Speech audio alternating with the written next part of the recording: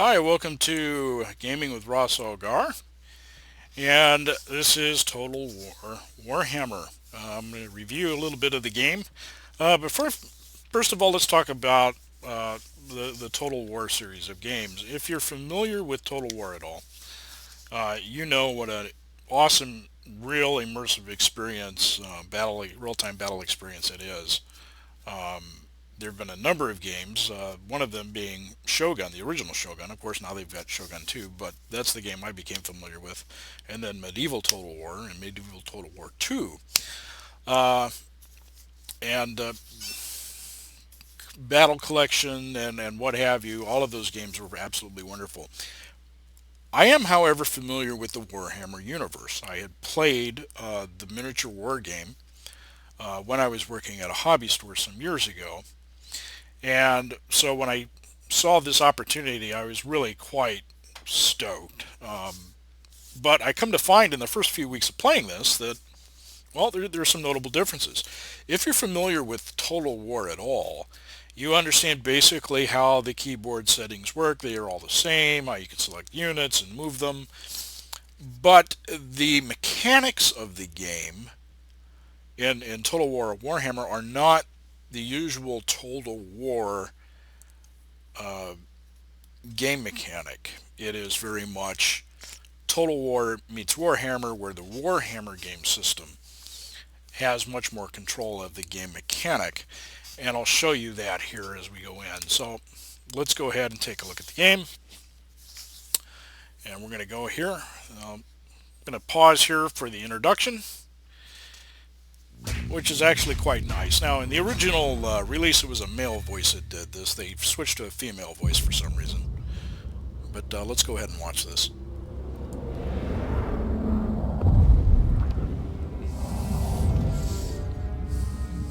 Creative animation. Games Workshop. They're the makers of the Warhammer game. It is a dark age, a bloody age, an age of war. The gods are cruel, and we are their playthings. But this is no game. It is ceaseless war, with the old world its prize. Many seek the path to victory, but only one can stand glorious over all.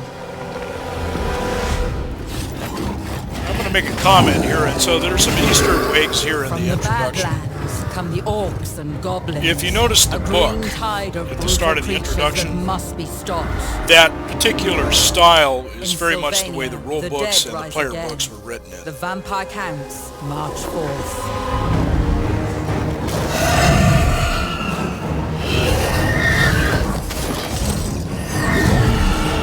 The mighty dwarf kingdoms, long thought diminished, are resurgent under their high king.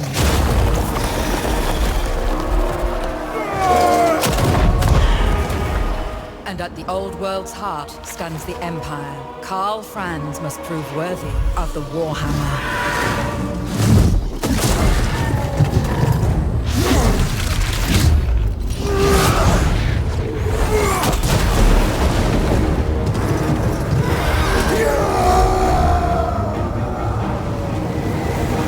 Then there is chaos. Its corrupting, changing taint despoils all before it. Only the strongest will endure.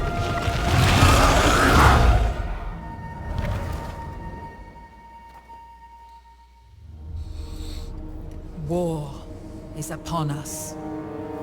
It is unending.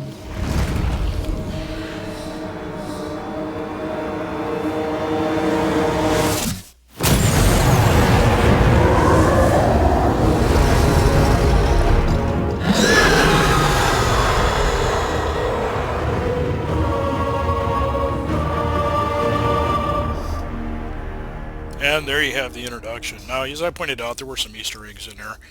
If you're familiar with the actual rule books, that style of writing, that's pages, are very much similar to what was actually in the rule book. So a little bit of an Easter egg there from the developers. You'll notice the units too are very similar to the actual Warhammer game, which is probably one of the great benefits of this. but let's go ahead and take a look. Immediately you come into the campaigns. You can start a new campaign, you continue one, you load. There's even a multiplayer. Now, I'm not going to do the multiplayer, that I won't highlight today, but let's first take a look at some of your options. If you just recently bought this game for the first few weeks, or the first week in fact, from the time they launched on the 24th until I think the end of the first week of June, or 7 days, I'm not sure which. If you buy the game, then you also get the bonus of having to be able to play the Warriors of Chaos. Now, I've gone through and I've played through all of these units. They're all very much enjoyable.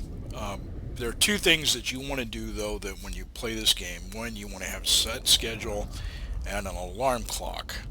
And I recommend that you restrict your gaming to, just because it's so easy to get immersed and lost into this game, because it just presents you with challenge after challenge after challenge, and you just get hooked right from the beginning.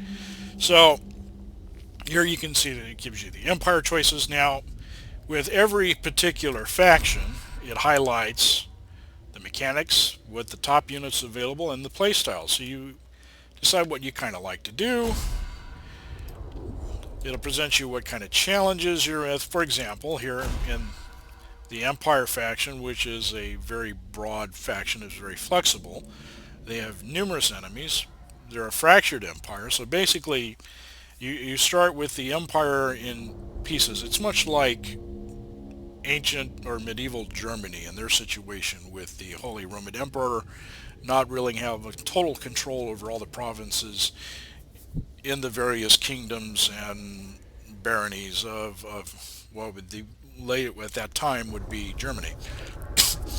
And you have to take that into account. You have to make alliances with other races of men. So this particular faction, though, can capture territory only belonging to vampire counts, other human factions, except for the Norska, who are a chaos race.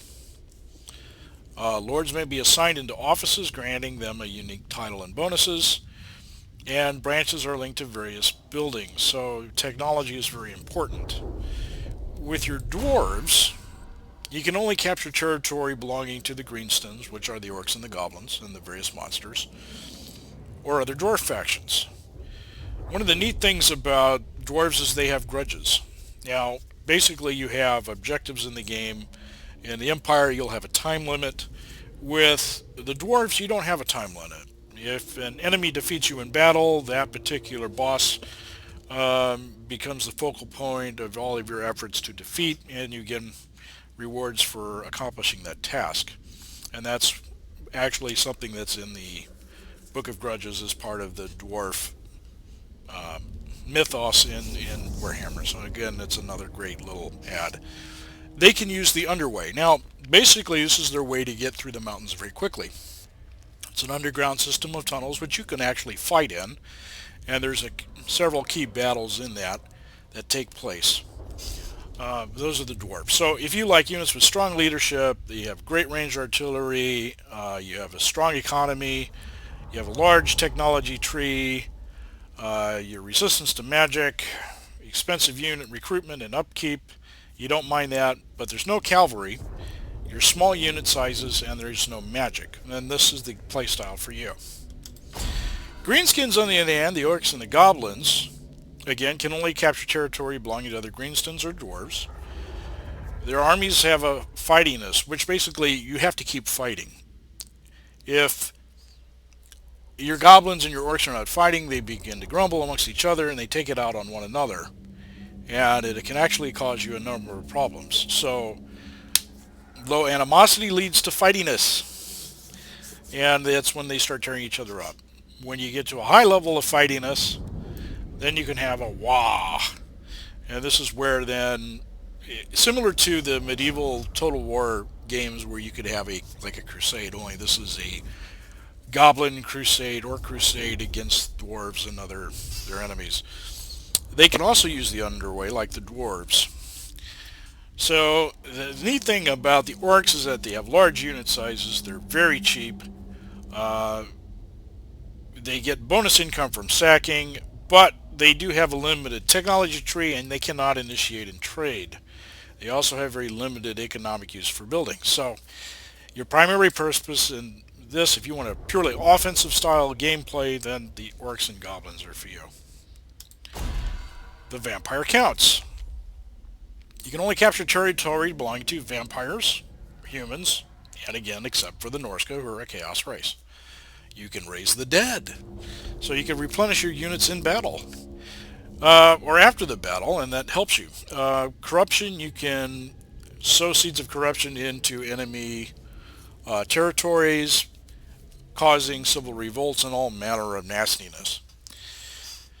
This is a particular playstyle that appeals to people with strong magic options. Units that can cause fear in battle. Your units will never run, they'll instead crumble. And there's some battle casualties automatically raised from the dead, post-battle, even in defeat. However, the vampire counts do not have any missile units. That's something to think about. Now, your top units there you can review for yourself. Finally, the bonus material in this particular point, if you're in the first week of, I think you got to play the Chaos Warriors. Now, these guys are a lot of fun, but I recommend you only take them on after you've had a playthrough of several of the factions and you understand how things work a little bit. Basically, the Chaos Warriors are a horde. They're like the Mongols, if you think of them that way. They just come in mass. They don't have any cities. They don't have any dwellings. All of their military and infrastructure is based on their tribe, their horde. They also sow corruption. It can spread through enemy territory, which you can do with your heroic units. So this particular playstyle appeals to uh, players that like a strong armored infantry with monsters, limited missile options.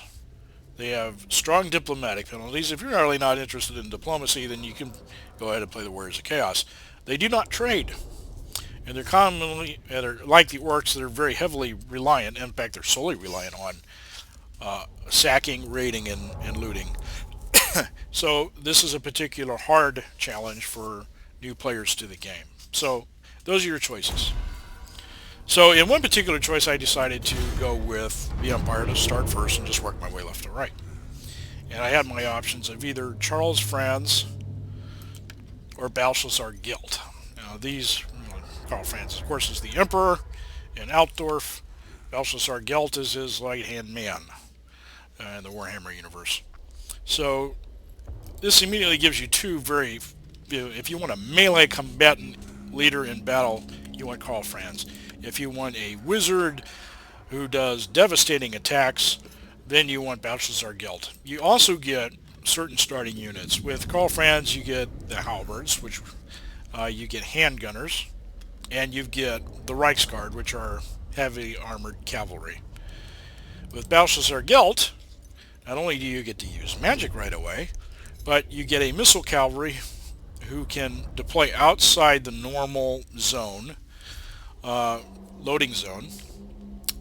Your greatsword infantry, which are pretty much anti-infantry, armor-piercing weapons of doom, and you get mortars. Now, I'm going to back out here, and I'm actually going to show you a replay of an Empire battle at this point. So you come to battles here, and you can have, this is where your replays are stored. It gives you the option after every fight whether you want to save the replay for review later. So we're going to take a look at one particular replay. And this is what I titled Brains Over Brawn. Now, this particular fight, it gives you the option. I can either refight the battle or I can just watch the replay, and we're just going to watch it. In this particular fight, my Emperor had already been wounded, and so he's recovering for the next 5 turns. I had created a general named Nude Wolfheart. What a name. That name like that, you gotta be tough. Okay, so I've given him 4 swordsmen, 2 units of spear and shield infantry, 4 units of crossbowmen, and then I've got 2 vanguard units, which are the pistoliers. Basically, they're pistol-mounted cavalry against the Empire rebels. Of course, the game starts off with the Empire in disarray, and the Kingdom of Altdorf is split into civil war. So Humphrey Kolb here is the leader of this particular faction. He has 2 sword units, 2 halberd units, 2 handgunner units, outriders, pistoliers, and mortar. Now, I'm actually on the negative end of this as far as the fight goes. So I decided to implement some strategies based on Total War, in which I took command of the high ground away from the actual starting line, which was right up in here, and put my missile troops forward, so that the idea being, if they came forward, I immediately began to pelt them with arrows. They had a vanguard unit that sees me moving, and he's in retreat. Meanwhile, I've put my 2 pistol cavalry units over here on the other side of the ridge, on the back end of them. The idea was initially to have them sneak up and take out this mortar team, because I knew they were going to be a real pain in the neck. And in fact, they very are. Meanwhile, here's some more. These are the Outriders, which are a devastating missile cavalry unit. The enemy pistoliers are scouting. My pistoliers are shot. Okay, the enemy team is responding to them. Now look at the devastating mortar fire. Handgunners are engaging. Pretty much everybody's going from them. Let's get these guys out of here before they wreak havoc with us. Meanwhile, that gives me the opportunity to seize the high ground. My pistoliers are trading shots, but they are more or less in retreat. My plan to take out the mortar team did backfire. So, while I'm breaking free, then I've got to take care of these guys, these pistoliers, or they're going to be a problem. So I send these 2 units after him. Meanwhile, they're going to be pursued here very, very soon. And I decided to go ahead and take command of the ridgeline, bringing my melee units forward, trying to get the enemy units to engage, and I immediately begin to take devastating fire from that mortar. Now just watch this fire come in. There it is. Here it comes. Here it comes. Here it comes. Bam! Look at the hole that did. So I have really got to do something, or I'm going to be in serious trouble. Oh my goodness. Now my come under fire. The enemy team is trying to crest the ridge. I bring my melee units forward. My pistoliers try to engage Humphrey Kolb. Try to slow their advance. Get time for my units to move into fight. Now here's a very critical mistake. I gave my rear to that particular faction. That could have cost me very, very dearly. But fortunately, my guys were aware of the situation. I turned fire on them. And now my artillerymen, or my crossbowmen, are taking heavy fire from the mortars. Oh, God, that's just heartbreaking. You would think at this point that it's not looking very good. In fact, it's going to get worse before it gets better. I've got 2 units too far forward trying to engage cavalry and handgunners. At best, I'm just keeping them busy. But that means I've got several units down here, my commanding and my sword unit, who are heavily engaged with halberds, which are a strong defensive team. Humphrey Kolb's units, and here come the sword infantry. Over here I seem to be holding on, despite the fact that I'm now engaged with the halberds slowly. I've got 2 units here. One of them drove off the enemy spearmen. And now I've got my pistoliers going to move into the cavalry charge here. So I just might get a break. Meanwhile, the swordsmen, those are the ones I repulse with the spearmen. I go ahead and charge. And I thought at this point that the mortars were out of the fight.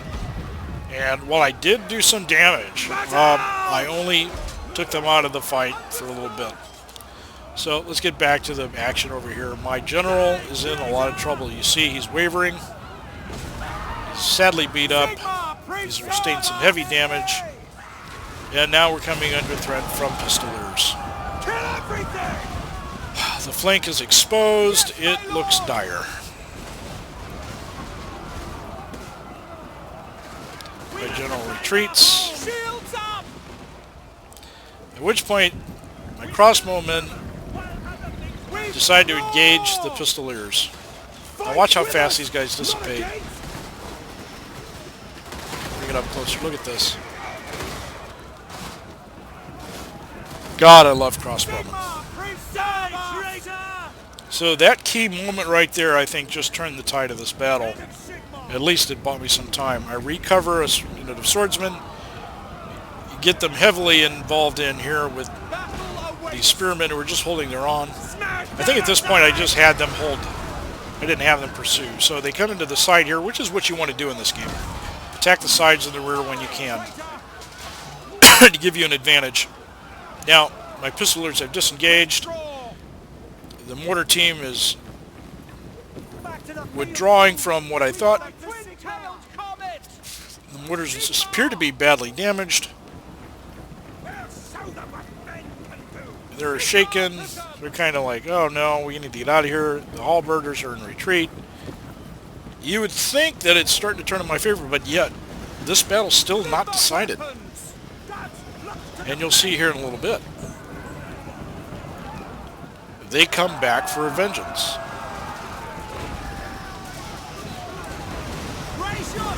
So at the moment, I have the upper hand.